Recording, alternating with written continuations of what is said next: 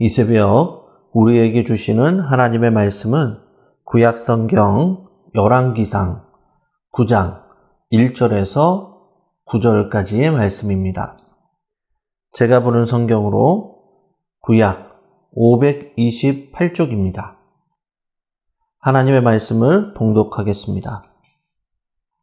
솔로몬이 여호와의 성전과 왕궁 건축하기를 마치며 자기가 이루기를 원하던 모든 것을 마친 때에 여호와께서 전에 기브온에서 나타나신 같이 다시 솔로몬에게 나타나사 여호와께서 그에게 이르시되 내 기도와 내가 내 앞에서 간구한 바를 내가 들었은즉 나는 내가 건축한 이 성전을 거룩하게 구별하여 내 이름을 영원히 그곳에 두며 내 눈길과 내 마음이 항상 거기에 있으리니 내가 만일 내 아버지 다윗이 행함같이 마음을 온전히 하고 바르게 하여 내 앞에서 행하며 내가 내게 명령한 대로 온갖 일에 순종하여 내 법도와 율례를 지키면 내가 내 아버지 다윗에게 말하기를 이스라엘의 왕위에 오를 사람이 내게서 끊어지지 아니하리라 한 대로 내 이스라엘의 왕위를 영원히 견고하게 하려니와 만일 너희나 너희의 자손이 아주 돌아서서 나를 따르지 아니하며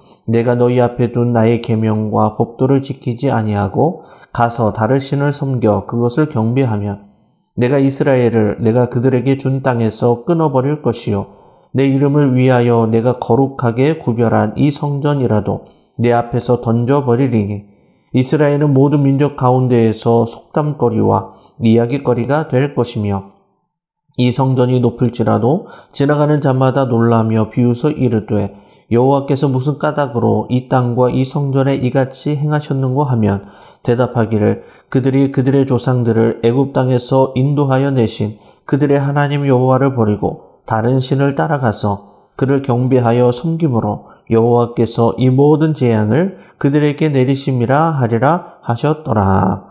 아멘. 오늘 본문을 중심으로 모든 것을 마친 때에 라는 제목으로 말씀을 나누겠습니다. 어떤 일이든 목표를 이루는 것보다 정상을 유지하는 것이 더 어려움을 발견하게 됩니다. 예를 들어 영국의 프로축구 프리미어 리그나 미국의 프로농구 NBA에서 연속으로 우승한 팀이 별로 없습니다. 그만큼 한번 우승하는 것보다 정상을 유지하는 것이 더 어렵다라는 것을 알 수 있습니다. 오늘 본문에 솔로몬은 여호와의 성전과 왕궁의 건축을 모두 마친 때에 하나님께서 두 번째로 솔로몬에게 나타나셨다라고 말씀합니다. 오늘 본문 1절과 2절의 말씀입니다. 솔로몬이 여호와의 성전과 왕궁 건축하기를 마치며 자기가 이루기를 원하던 모든 것을 마친 때에 여호와께서 전에 기브온에서 나타나신 같이 다시 솔로몬에게 나타나사 솔로몬이 성전과 왕궁의 건축을 마쳤는데 자기가 이루기 원하던 모든 것을 마쳤다라고 기록합니다. 여기서 마쳤다라는 단어는 원어로 케칼로트라는 단어인데 이는 하나님이 천지 창조를 마치셨을 때와 같이 동일한 단어를 사용하였습니다. 즉 하나님께서 솔로몬으로 하여금 그 모든 성전과 왕궁을 건축하기를 완성하셨다라는 것입니다. 솔로몬은 여호와의 성전을 건축할 때 자신의 왕궁보다 왕궁에 더 집중하는 모습을 보였습니다. 그럼에도 불구하고 하나님의 간섭하심으로 그 모든 것이 완성되었음을 말씀하는 것입니다. 솔로몬은 40년 동안 이스라엘을 통치하였는데 전반부 20년은 하나님의 마음에 합한 모습이었습니다. 솔로몬은 여호와의 성전과 자기의 왕궁을 건축하면서 모든 면에서 최전성기를 맞이하게 됩니다. 그런데 그 최고의 정점을 찍은 후부터 점점 쇠퇴하고 타락해 갑니다. 가장 영광스럽고 성공적인 순간이 솔로몬에게는 가장 큰 위기가 되었던 것입니다. 그래서 하나님의 백성은 무엇보다도 마지막까지 승리하는 것이 중요합니다.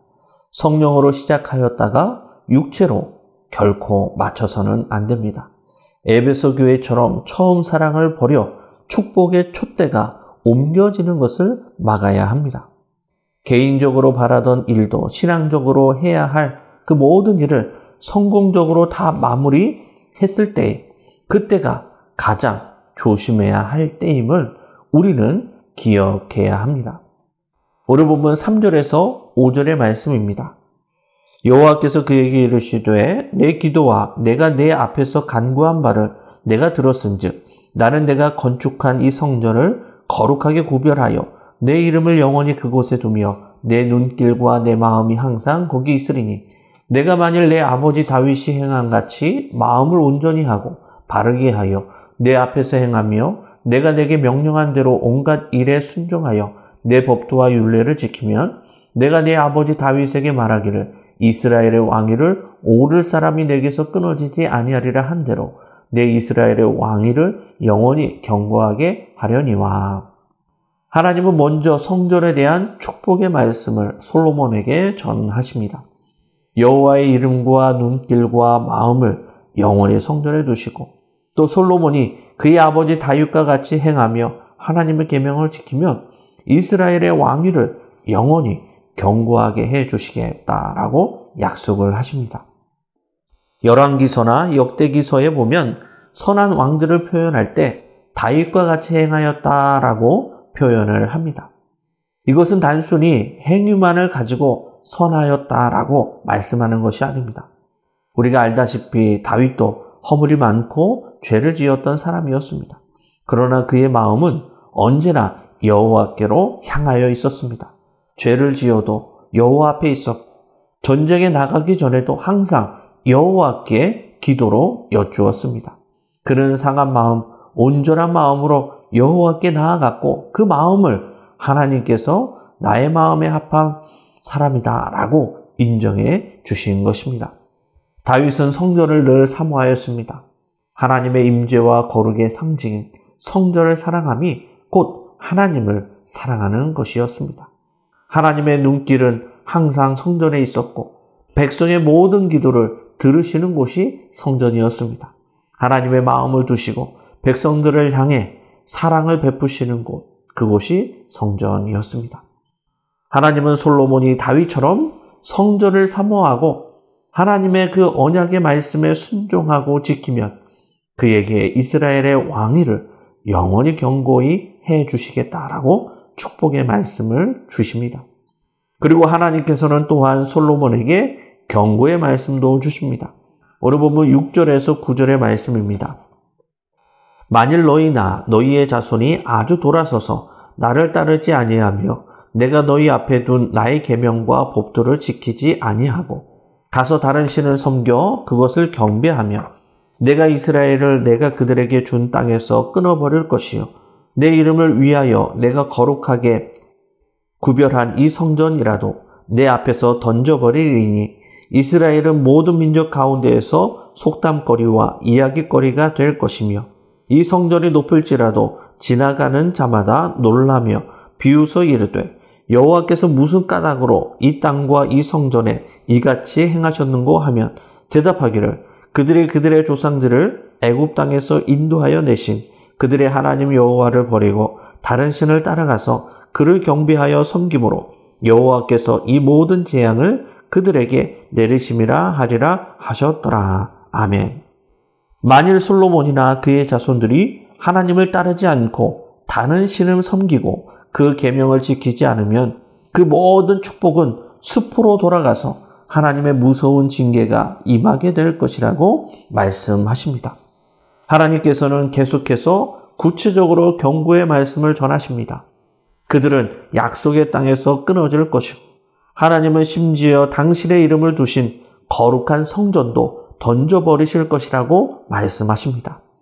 그리고 높고 아름다운 성전은 사람들의 비웃음거리가 되며 이를 보는 사람들은 하나님의 은혜를 저버리고 다른 신을 섬긴 자들이 받은 결과라고 혀를 차게 될 것이라고 말씀하십니다.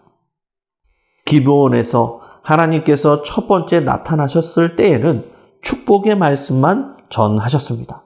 그러나 두 번째로 나타나셨을 때 하나님께서는 복의 약속과 더불어 경고의 말씀을 주십니다. 왜냐하면 이스라엘 백성들이 솔로몬을 하나님의 백성으로 온전히 세우기 위함이었습니다. 그러나 안타깝게도 이후에 솔로몬은 쇠퇴와 타락의 길에 접어들고 이스라엘도 분열 왕국으로 나눠지게 됩니다.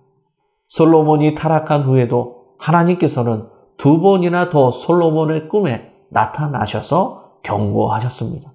그럼에도 불구하고 솔로몬은 돌이키지 않고 이스라엘은 끝내 분열 왕국을 맞이하게 됩니다. 우리도 하나님의 경고의 말씀을 들을 때에 그 말씀을 온전히 귀 기울여 순종해야 합니다.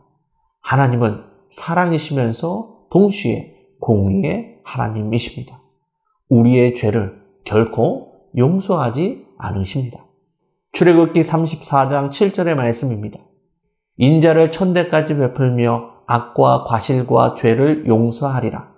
그러나 벌을 면제하지는 아니하시고 아버지의 악행을 자손 3, 4대까지 보응하리라.